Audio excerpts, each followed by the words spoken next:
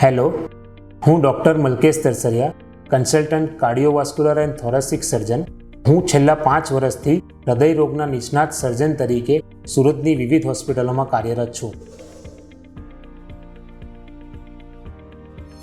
Heart એટેકના લક્ષણોની વાત કરીએ તો છાતીમાં ડાબી બાજુ દુખાવો થવો, છાતીના સેન્ટર ભાગમાં દુખાવો થવો, આ દુખાવો ડાબા ખભા સુધી જવો, ડાબા ખભાની સાથે ડાબા હાથ સુધી જવો, જડબામાં ડાબી તરફ જવો, આ કોમન લક્ષણો હોય છે.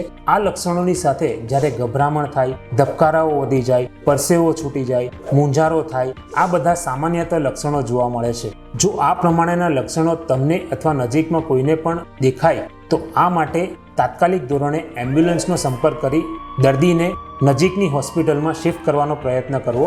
અને જો દર્દી બેભાન થતું હોય એવું લાગે અને જો તમે ટ્રેન હો તો તમે CPR આપીને દર્દીને હોસ્પિટલ સુધી પહોંચાડવામાં મદદરૂપ થઈ શકો છો.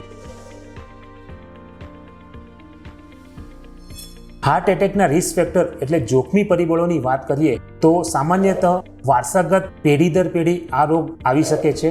ભારતમાં સામાન્ય રિસ્ક ફેક્ટરની વાત કરીએ તો ડાયાબિટીસ મેલાઇટસ, હાઇપરટેન્શન જેમ કે બીપીની બીમારી, સુગરની બીમારી આ કોમન રિસ્ક ફેક્ટર છે. સિડેન્ટરી લાઇફસ્ટાઇલ એટલે કે બેઠાડું જીવન જેમાં લેક ઓફ એક્સરસાઇઝ, મેદસ્વીપણું આ બધા પણ કોમન રિસ્ક ફેક્ટર છે. સ્ટ્રેસફુલ લાઇફસ્ટાઇલ કે જેમાં વધારે પડતો સ્ટ્રેસ લેવો, ભાગાદોડી કરવી, અનિયમિત અને અપૂરતો ખોરાક લેવો, બહારનું જંક ફૂડ વધારે ખાવું, તીખું તળેલું તેલ મરચાંવાળું વધારે ખાવું, શુદ્ધ સાત્વિક આહારનો અભાવ હોવો, આ બધા પણ કોમન રિસ્ક ફેક્ટરમાં આવે છે. બીજા મોસ્ટ કોમન રિસ્ક ફેક્ટરની વાત કરીએ તો સ્મોકિંગ છે, ટોબેકો ચ્યુઇંગ છે, વધુ પડતું આલ્કોહોલનું પ્રમાણ છે, આ બધા પણ કોમન રિસ્ક ફેક્ટર છે. જેમાં રહેલું નિકોટિન તત્વ કોરોનરી આર્ટરીઝને અને ધમનીઓને સંકોચવાનું કામ કરે છે અને એને કારણે ક્ષાર બાજી જવાને કારણે એમનો લોહીનો પ્રવાહ અટકાવી શકે છે, જેને કારણે હાર્ટ એટેક આવી શકે છે.